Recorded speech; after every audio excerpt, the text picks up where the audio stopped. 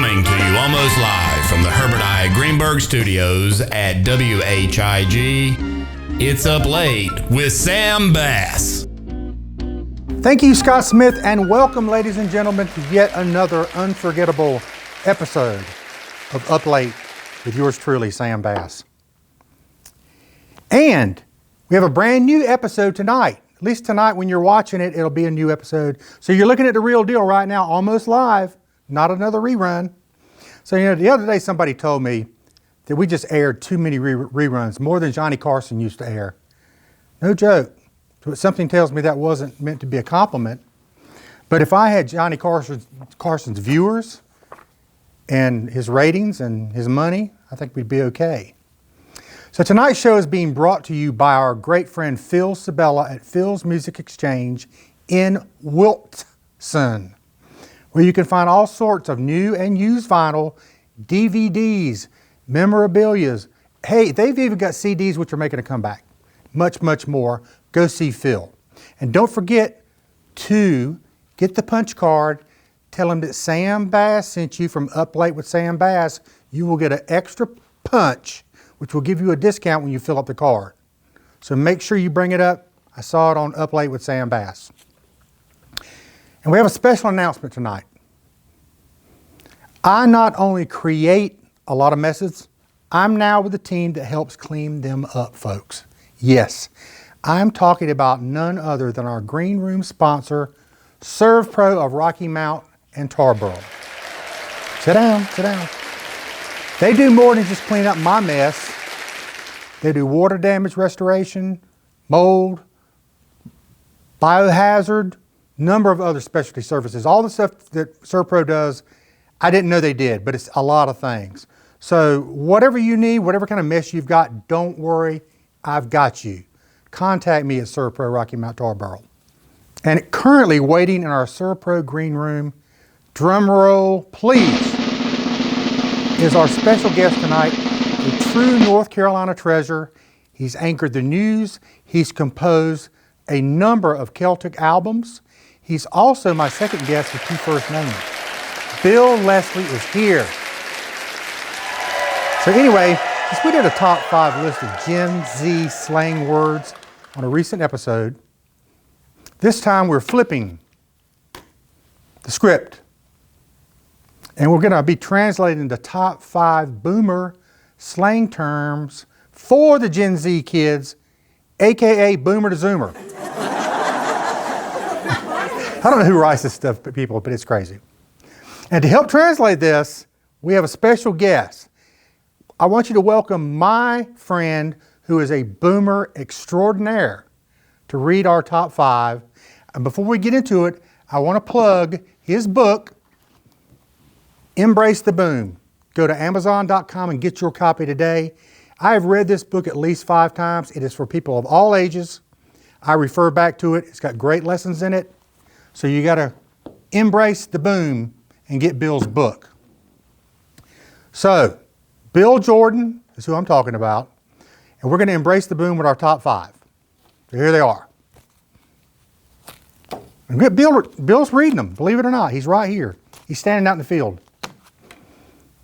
Number 5. Far out. If something was far out, it was amazing, mind-blowing, like seeing this show for the first time. I remember in high school, I had a friend that every assembly, he would, in the back of the room, he would go, far out! Yes, I'm talking to you, Ren Little. So nowadays, the kids say things like fire or slaps. That sounds like something that would hurt you. Number 4. Boob tube. I'm not sure that we can actually say that on the air, Sandra. Can we? Okay, we're good. So that's what we called a TV. We called it the boob tube because it turned your brain into mush. You sit there slack-jawed watching game shows and commercials for Shake and Bake. Nowadays, you've got TikTok, which is basically the same thing but dumber and louder. Number 3. Threads. So back in my day, threads meant clothes, your outfit. People would say, hey, check out Sam's threads whenever I walk by. Nowadays, you say fit or drip. That sounds more like a plumbing issue than something you wear. Number 2. This is something I definitely was not. Square. A square was someone who didn't get it. Uptight, no sense of rhythm. They probably had a last name like Check. Just kidding, John. Today you would call them basic or maybe an NPC. Whatever that means. And the number 1 boomer word is, Bill, lay it on me. Bogart. My favorite. To bogart something meant hogging it. Usually like a doobie. Not a doobie brother. Or maybe a glass of bourbon. Or I could say something like, don't bogart the remote. Don't bogart the teleprompter, Sandra, that we don't have. These days, they call it gatekeeping. Same idea, not as cool sounding. And that's definitely our grooviest top 5 list to date. Thanks, Bill Jordan. I appreciate you for doing that. We'll be right back with another Bill. Bill Leslie. Sit tight.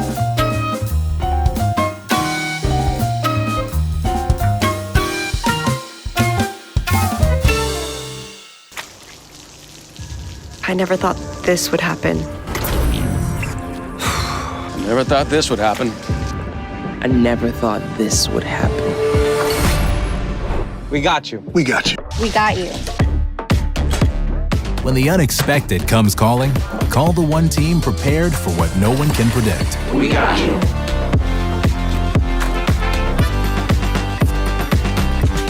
Serve Pro, like it never even happened.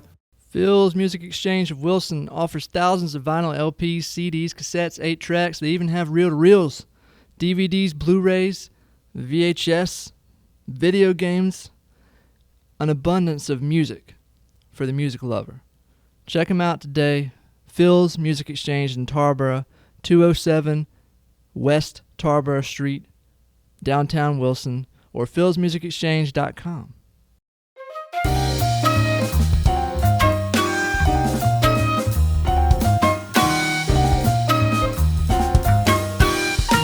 As promised, I'm back with my special guest, Mr. Bill Leslie, right here in person. Thank you so much for joining us, Bill. My pleasure, Sam. So good to meet you. Yeah, it's great to have you here in Rocky Mount.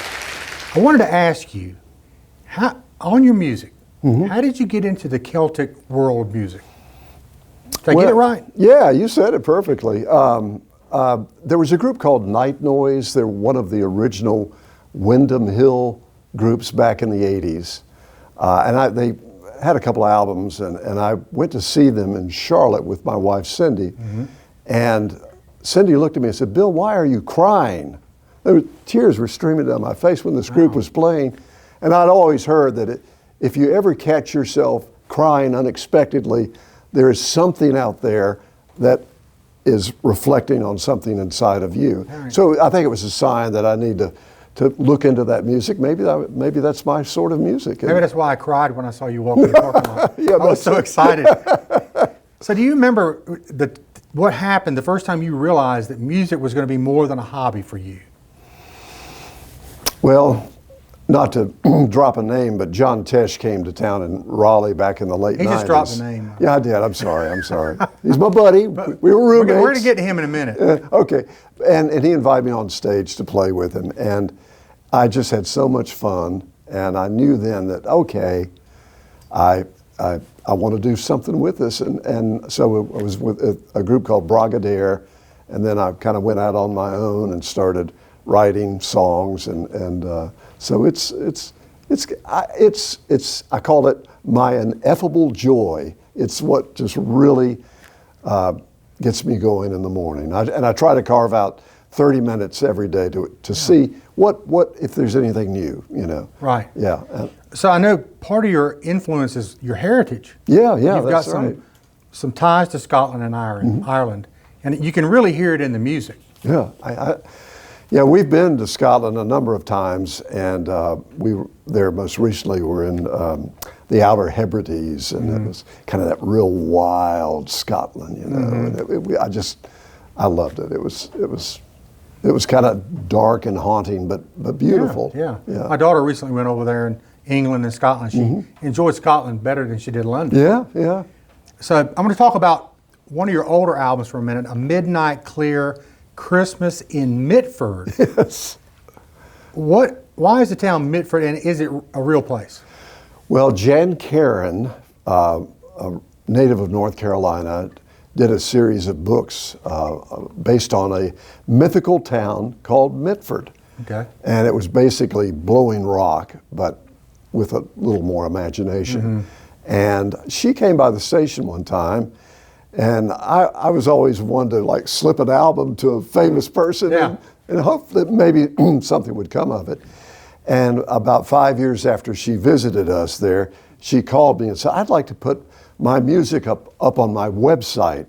I think it fits my readership. And so I decided, well, why not take it a step further and do a Christmas album? And she was all for it, and she designed the album cover and everything. It was really cool. Very cool. So you have a new album coming out. I say album. Is it on vinyl? No, not yet. Okay. But I could do it. Okay. Maybe Phil, pay attention. Talking to Phil Sabella. So tell us a little bit about that album. It comes out in November, is that correct? That's correct, November 1st. And we've got a copy of the CD right here. Right here. You can hold it up and show it. Right here. And tell us a little bit about that. Well, it's, I do songs that are kind of meditative, kind of pretty, slightly uplifting. Sometimes you explore a darker side, but you always end up on the brighter note. And I have my father's eye. I love beautiful places. I love to go to glorious landscapes, and my wife shares that love. And so we've traveled a lot. We've been to New Zealand and Canadian Rockies and a lot of places that have that beauty. And I said, why don't we do an album called Paradise, and just songs that were inspired by these different places. Well, I think your former co-host, Kelsey Carlson, once said, it's great Sunday morning music. And I really agree with that. Oh. It's one of those things, you want to put it on a Sunday morning, you get ready to go to church or having breakfast or whatever. Yeah. So yeah, I really agree with that. So I do know that you also had a world music album that hit #1 globally. Yeah, that was a surprise. It was called Scotland, Grace of the Wild. And it had some traditional Scottish pieces, but I think about 9 of the tunes were songs that I had written. And it was so much fun. And I surround myself with awesome musicians, and that's the key to doing well on an album.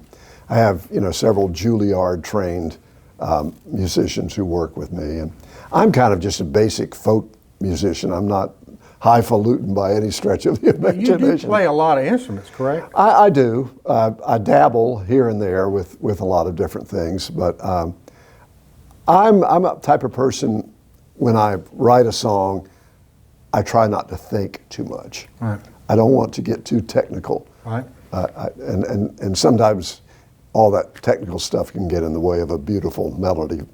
So is it true that you actually self-taught yourself how to play the Celtic whistle through books and tapes? Yes, I did. The Night Noise group that I mentioned earlier, that was a primary instrument, and it was just like, put a little reverb on a Celtic whistle. It just sounds like you're in a magical place. And I wanted to learn how to play it so badly that and no one knew how to play it where I was. And so I got some videos and some books and learned how to play. I should have brought it here tonight, but I'm sorry. That's okay. So you played with a lot of different bands over the years. Lorica, Yeah. Bragadair. Am I saying that right? Perfect.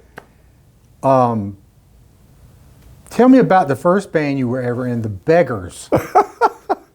We were in Morganton, and we did British rock, and the drummer had lived in England for several years, and then the family came back to America, and he was into the Beatles like crazy.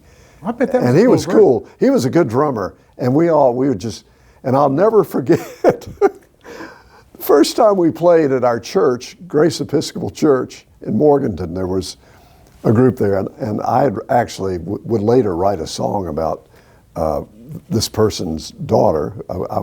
She was kind of a girlfriend, but the Beggars played, and this woman said, she whispered to somebody in the audience and said, "This is what I think hell must sound like." What a great compliment. We were just loud and proud. So I'm going to ask you one more question about your music career.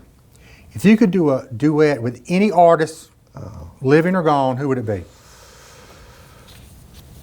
Well, I love Alison Krauss. I thought you were going to say Alice Cooper for a minute. Well, that would be fun. And she's great. Yeah, I've seen her many times. And then I would love to have time to spend with Micheál O'Donnell of Night Noise, but he passed away in 2005. He was, and the thing about, I was like a groupie with that band, and they just kind of embraced me and really cool. and took me in. It was wonderful. I want to change gears and get into your journalism career. Yeah. How long were you at WRAL? Like 50 years? For at least 39 if you add the radio years and the TV years.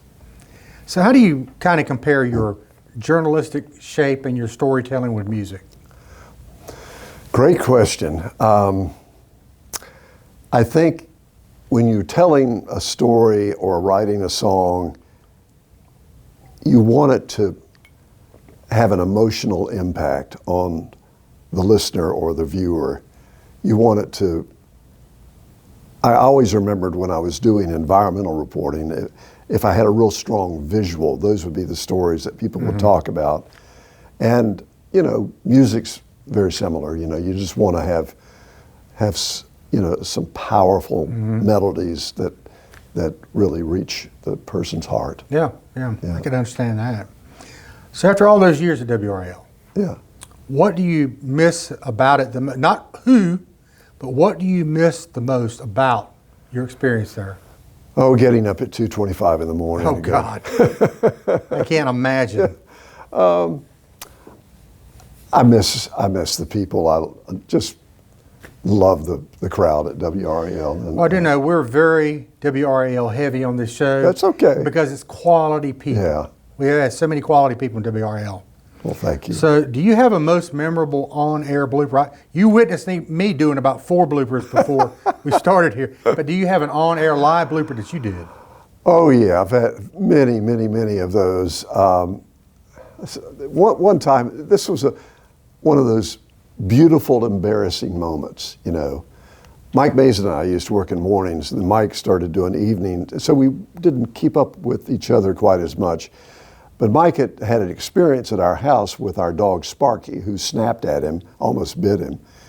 And he always kidded me about that. Well, Sparky died, and then about a month later, Mike came on the program, and he didn't know that Sparky was deceased. And Linda Loveland was there with me, and it was funny. I love looking at the look on her face. And the story going into weather was, there's this new behavior training for dogs. This can fix any dog that's got problems with biting. And so I said, hey, Mike, good to have you on the noon news. How's the weather for the weekend? Bill, that's what your dog Sparky needs, that training. You need to sign Sparky up today. And he just went on and on and on about this. And then finally I just had to say, Mike, Sparky's dead. And then he starts giggling because he's kind of embarrassed, and Linda's like, oh, I'm in the middle of this. It was one of those truly awkward moments, but we've had fun. A lot of times those are fun, though. They're fun. So speaking of your former coworkers, I want you to give me one word to describe your friendships with a couple of them. Okay. Renee Chu. Heartwarming. She seems like a very nice person. This next one we've had on the show, Linda Loveland. You just mentioned her. Funny as can be. One word. You can say hilarious. Yeah. Okay. We really enjoyed having her here. Yeah. And this is a tough one here for one word. Charlie Gaddy. The Rock. I get that. Yeah. I recently saw some pictures of all y'all together when he passed away. Yeah. And I really hate I never got to meet Charlie Gaddy. But great guy. Oh, we were at some event and Crabtree was there and I was there, and we were kind of talking about all of the stuff we had done. And every time they'd ask Charlie would have something that just was more profound than by a mile than anything that we said. So I'm going to switch gears again. Do you ever get recognized in the grocery store? And if you do, is it for your music? And I think I know what the answer is, or from your TV career. I do get recognized primarily for TV, but I hear a lot of people come and say, and I really like your music. Well, that's good. That's good. That's good. So do you ever get any recommendations for music or anything like that, people? Yeah, some people will say, you'll probably like, Yeah. The only problem is lots of times, around the holidays, we're busy. I'm with Cindy and we're trying to get shopping done. And some people just have long stories that you don't hear it go all. on and on and on. And Cindy's like, let's get out of here. Yeah. So you mentioned John Tesh earlier. You were roommates with John Tesh at Carolina, correct? Well, he was taking a semester off from NC State. I had already graduated from Chapel Hill. And John said, all right, if I got a semester off, I want to learn to be a broadcaster. So he wanted to work at WKIX, which was the place to work. And he came to our studio almost every day for a week, basically begging for a job. And John's the nicest guy in the world, funny. And the story was, and it's absolutely true, Pat Patterson, who was the program director and quite a personality on air. Patterson said, Bill, we need a center for the radio station basketball team, the Kicks Cagers. Tesh is 6'6". You guys need to hire him. And that's how he got the job. That is great. And he turned out to be a great broadcaster. And I know he was married to Connie Selica. Yeah, still is. Oh, is he? Yeah. She was gorgeous back in the day. Yeah. Another name I'm going to throw at you is Rick Dees. Oh, my gosh. Tell me a little bit about your relationship with him. Well, I met him at Carolina, and he got me my first job in radio news.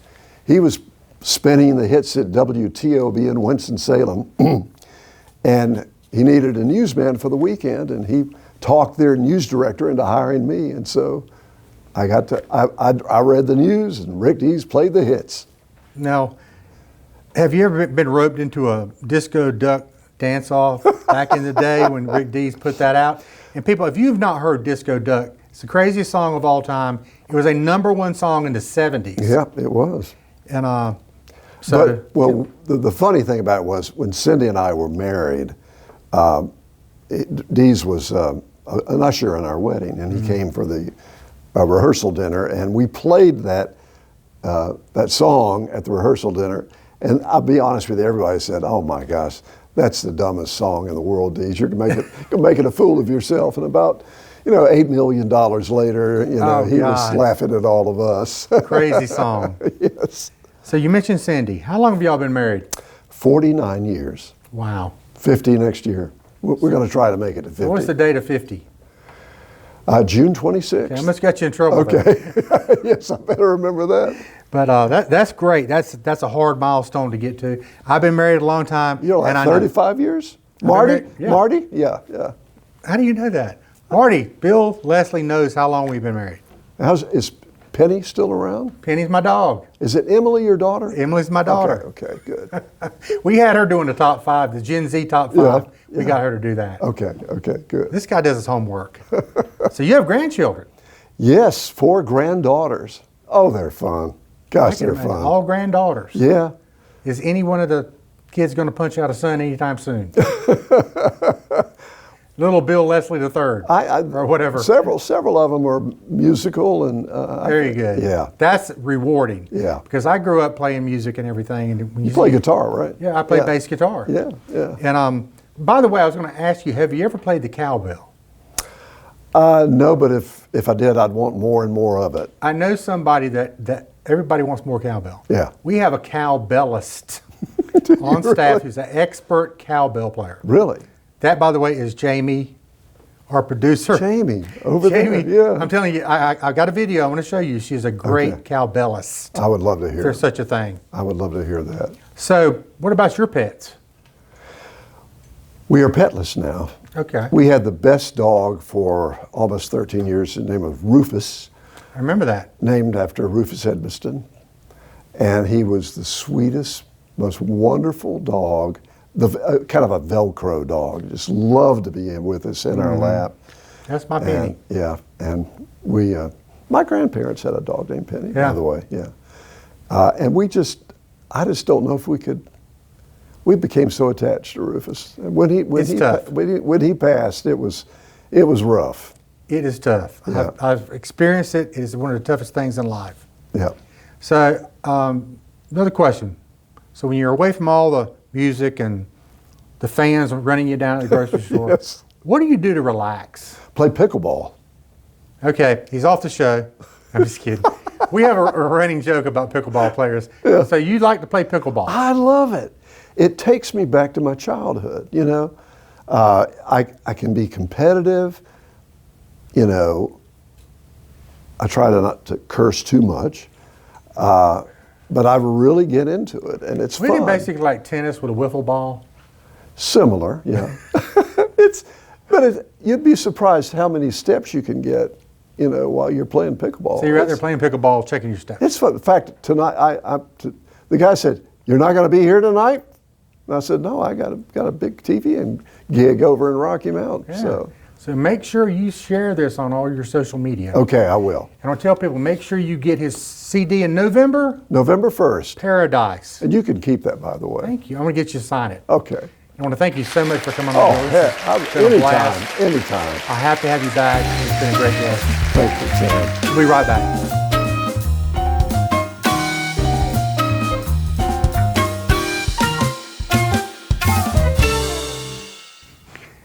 Hey, I want to thank my special guest, Bill Leslie, for joining us here tonight. We had a great conversation. I want to give a shout out to Bill Jordan for that great top 5 he did. So listen, folks, every Thursday night at 10 and Saturday night at 10, right here on WHIG, it's Up Late with Sam Bass. Peace out.